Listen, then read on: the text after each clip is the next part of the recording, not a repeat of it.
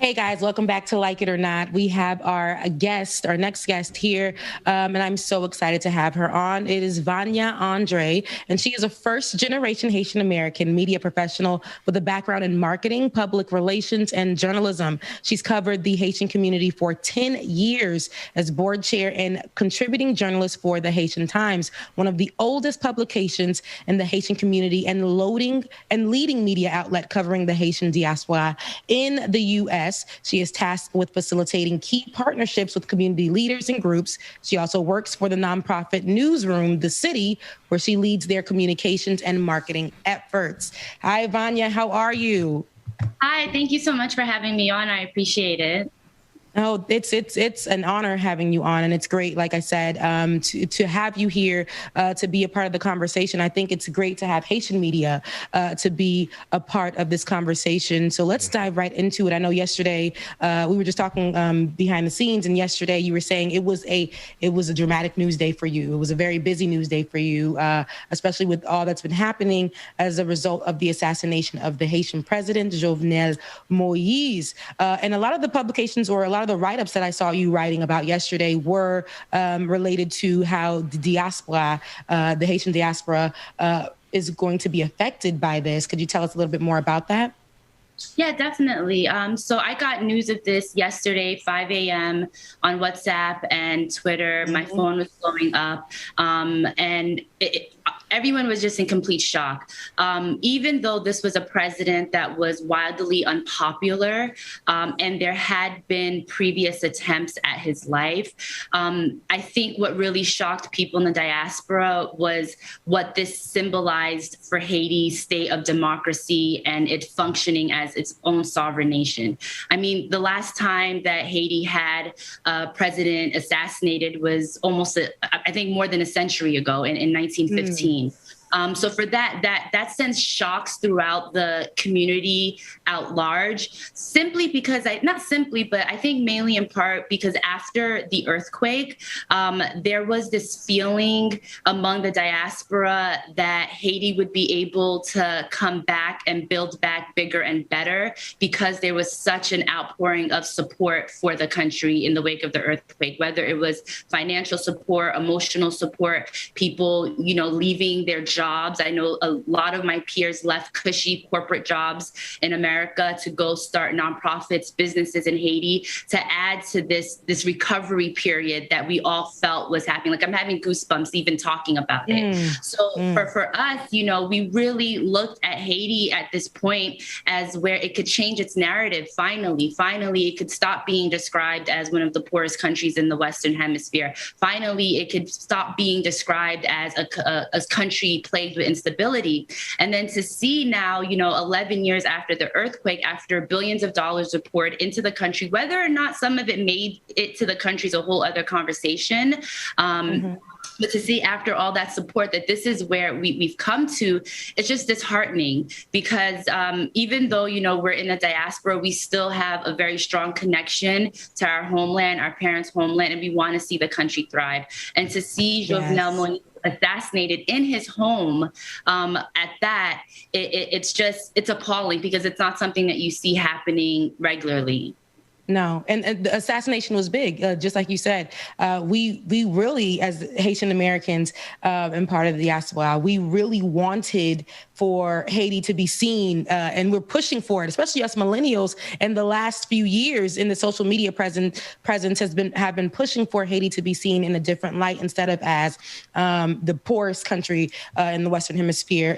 And with this happening, it's just like it almost feels like there's always something. There's always something when it comes to Haiti, and that almost pulls us back. And an assassination is not just something that we hear of all the time. That's huge, a huge situation, and it's just how easily it's happened. A lot of people are talking about the what ifs and the hows. Is there any information on the assailants that you've gotten as far as them saying that they were part of the DEA? Is there any further information as it relates to the assailants? Sure. So there were a number of rumors swirling yesterday about who the assailants were. So the most prominent one was that they were DEA agents, and this came from a video that went viral. Essentially, you see armed men approaching the president's home, and they're screaming "DEA operation, stand down." Since then, it's pretty much been debunked, and it's thought to believe that it's mercenaries. For who, from hire, from who and where, not completely sure. We could hear on this video that they were speaking Spanish and English.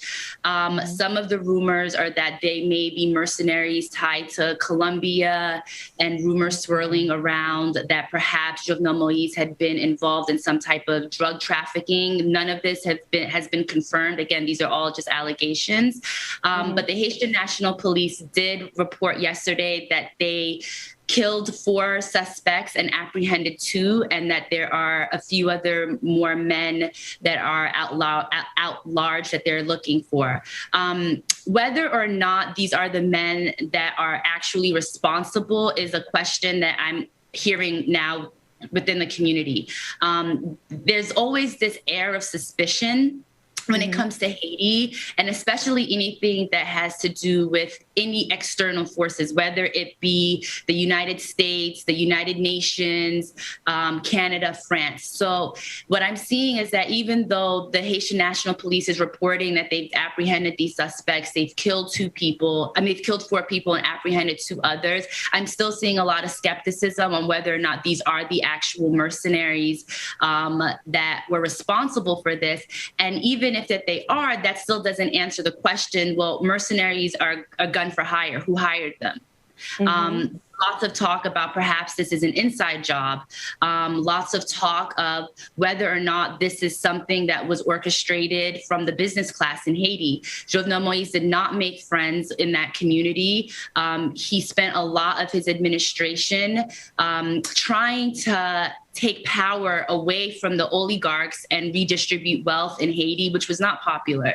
So that's one theory that seems to be raising more and more as the conversation and story develops, that perhaps he just made too many enemies within the business class, and this was how it all came to head. So right now, the country is under a state of siege. Could you describe or give us a definition of what exactly a state of siege is for Haiti? So essentially, it's a version of martial law. The Haitian National Police and armed forces, they are responsible for the security of the country writ large right now. The national borders are closed. I believe the airport is also closed. Businesses are not open. Everyone is pretty much in their homes. And it's silence. And Haiti has been going through versions of this since 2019 because of all of the protests. So just to paint a picture for listeners and viewers that may not be aware, imagine at the height of the pandemic here, where everything was locked down, there were curfews, restaurants, businesses, everything is shut down. People are working from home, going to school from home. Haiti has been dealing with this for essentially 2 years. And that's what we're seeing now all over again. But to add to that is just a level of tension and a lot of fear about what's to come next in the coming days, because there will eventually be a power struggle because the line of succession is not clear. There are technically 2 prime ministers now, both of them who believe that they have claim to be the de facto leader and interim president. Our parliament is not in session. They've been dissolved since, I think, for about 2 years now. They haven't been acting. So what we're seeing in Haiti right now is a constitutional and political crisis, and everyone is just kind of looking at themselves, at each other, like, okay, what happens now? What happens next? So I think a lot of people are just going to look to the U.S. now to see, like, what can they push forward as far as making something happen. So it's very interesting. You said a few things, right? And I want to touch on a few things. So let's talk about the two prime ministers. Right. Yesterday, a lot of news was coming out that he had elected a prime minister just the day before.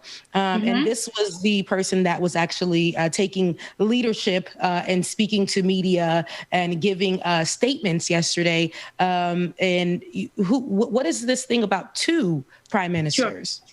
Sure. So we have Claude Joseph, which is the current but outgoing prime minister prior to Jovenel Moise's death.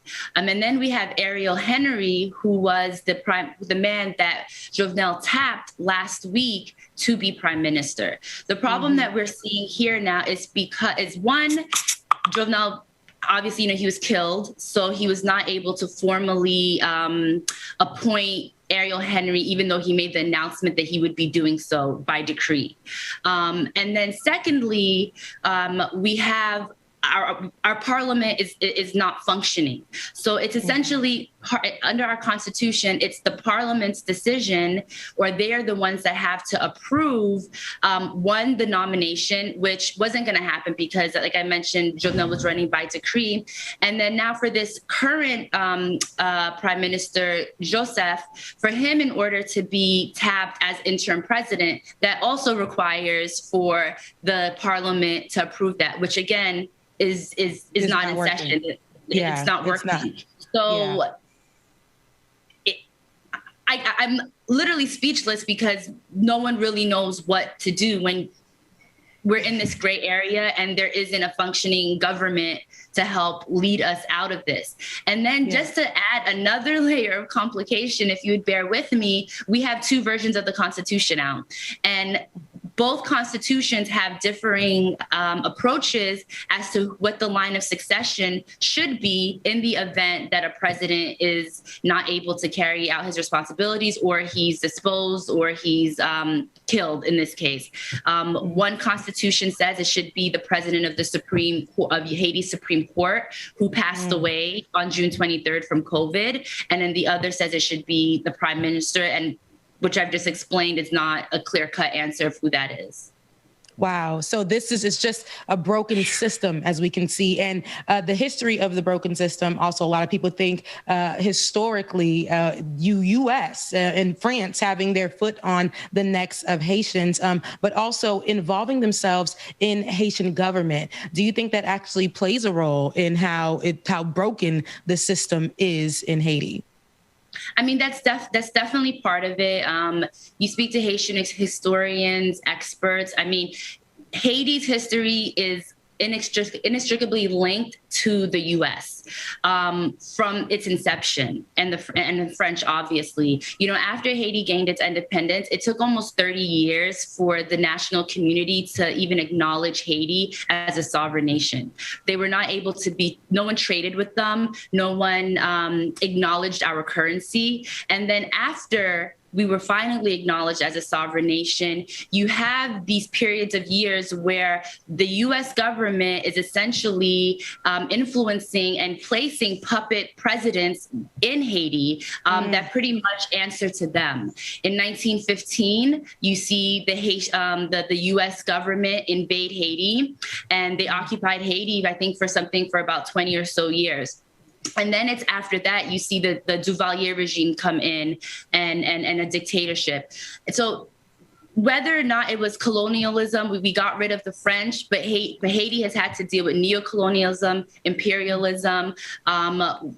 I won't go as far as to say that we're a failed state, but we're on our way there to be, because we're such a state that's heavily dependent on aid, whether it's from remittances from the Haitian diaspora or economic aid from the U.S., which in the past they have used as a bargaining chip in order to control the state of affairs and electoral process in Haiti. So the U.S. and Haiti will forever be intertwined, and I don't see that changing anytime soon. Yes, and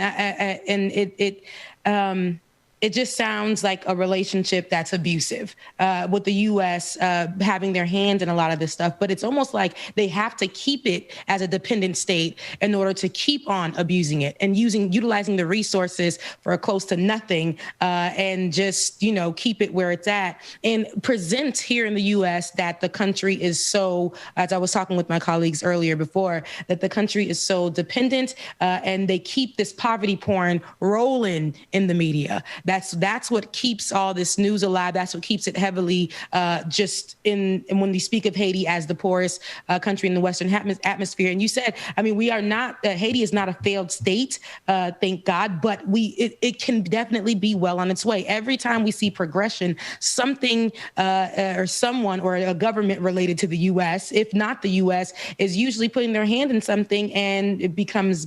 We just go downwards on a downward spiral. I have another question for you as it relates to the Jovenel Moise's wife, Martine Moise, and the news of her actually passing yesterday. At first, that was circulating. And as I was telling my colleagues, I feel like that was almost strategic to have her to be able to get out of the country safely. So what are the updates on her and her process on getting care in South Florida? So we know that she is in Florida receiving treatment. The last report that I heard that she was at first sent to Jackson Memorial Hospital. I don't know if she's since been transferred to another facility, but she is still in critical condition, and we're all just waiting developments on her health. Yeah, this has been a very, very, this is news that shook us all. Like, whether you liked the president of Haiti or not, this is news that definitely shook us all. And we've been hearing things from the left and the right, from the middle, from our parents on WhatsApp. We've gotten news from everywhere, but I am so happy that we got a chance to connect with you, Vania. I'm so happy that we got a chance to connect with you and the Haitian Times. I absolutely love that publication. I love the background on it. I love that you guys have footage that's been going on. I know yesterday you guys did exclusive footage of gunshots in the area. There's just like so much going on. And before you leave, what do you think those gunshots mean? Do you think that's a message being sent out, or because I was very confused. Hearing the dramatic sounds of the gunshots yesterday, just in the area of Port-au-Prince, I didn't know what to make of it. So could you explain a little bit about that to me? Sure. I can't say for certain who was shooting and why, but the past year in Haiti, gangs have been a very strong presence in Port-au-Prince and the surrounding communities. There was even a documentary that Vice did a few weeks ago showing how much control the gangs have in the streets. Mm-hmm. And it's just been constant gunfire between different factions going against each other. There have been several reports of massacres happening in small communities in the surrounding Port-au-Prince area. So I say all that to say that, yes, the shooting yesterday may have been tied to the president's assassination, but it most likely is just another day in Haiti. I hate to say it, because the past couple of months, that's what it's been like in different communities. It's shooting broad daylight. I think about just a week and a half ago, 10 people were massacred over the course of a day. Some of it was targeted, some of it was just passerbys, wrong place at the wrong time. So that level of gun violence in Haiti is very present, it's very real, and it's been going on for a long time. All right. And before you get out of here, I wanted to take a look with you on what Joe Biden said. President Joe Biden said the words that he had, if we have that. Reaction, Mr. President, to the Haitian president being assassinated. You need a lot more information, but it's very worrisome about the state of Haiti. Does the U.S. have a role in seeking justice? Mr. President, these hybrid attacks keep happening.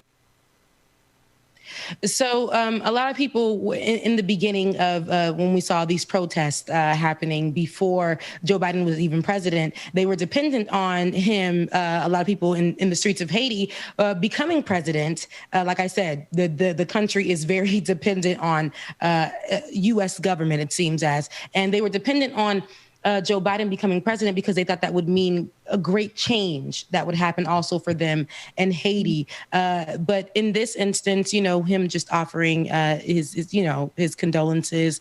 A lot of people did take a shift when he did become president. A lot of Haitians took a shift because they felt like the things that he said he would do for Haiti, he didn't do. So what would you say about Joe Biden and his relationship with Haiti and the people who depended on him becoming president there? I think, for him, he's in a delicate situation when it comes to dealing with Haiti, the Haitian American diaspora, Haiti politics, because on one side, there's always been a narrative in Haiti, U.S., stay out of our affairs. We do not want you meddling in our electoral process. We're a sovereign country. The United Nations had a presence in Haiti for more than a decade. One of the only countries that the UN had a presence in that was not in the middle of an armed conflict. So you have that one side, right, where it's like, okay, we're trying to respect that this is a country that their people have said, we don't want you involved in our politics.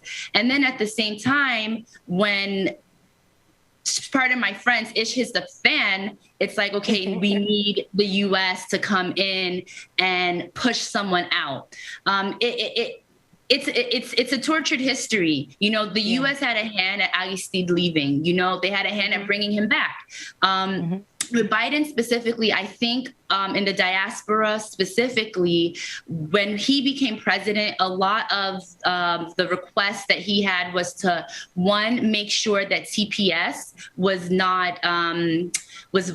did not expire and that it would be renewed, because Haiti was going through and is still going through such intense political, social, and economic problems that we could not have about 50,000 people leave the U.S. and go to Haiti. There's no way for the country to repatriate them. So I think that was a focus in a lot of it. I think, the Biden administration's relationship with Haiti is one that is constantly being reviewed and developed, because he does have a few key Haitian Americans within his cabinet, within his administration, and in his circle of advisors that I think they speak for the community and they're able to relay what the community needs. So I know today the United Nations Security Council will be having a meeting to discuss the situation in Haiti. Although Biden did say that the situation was worrisome, I believe I saw a statement where he put out saying that they will be looking to see what guidance that they can give. What that looks like, whether or not it's some type of military presence or if it's a contingent that they send to help facilitate talks. I'm not sure what that will look like. I think more is going to come in the days that follow. But he's in a delicate situation because we as a people have said two things that we want at the same time: leave us alone, but still come and help. Yeah. And I can say for us being here as Haitian Americans and for them being in Haiti, it's like a different view that we have of Joe Biden. But, it's a little gray area for me. But Vania, thank you so much for coming on the show. Let our people know how they can find you. Sure. I'm on Twitter. It's Vania André _ and visit HaitianTimes.com for more developments on what's happening with the assassination and just the Haitian community at large. Thank you so much once again for coming on to the show. I hope that you enjoy the rest of your day. I definitely will be locked in and tuned in with the Haitian Times as the news develops. Thanks again. No, thank you.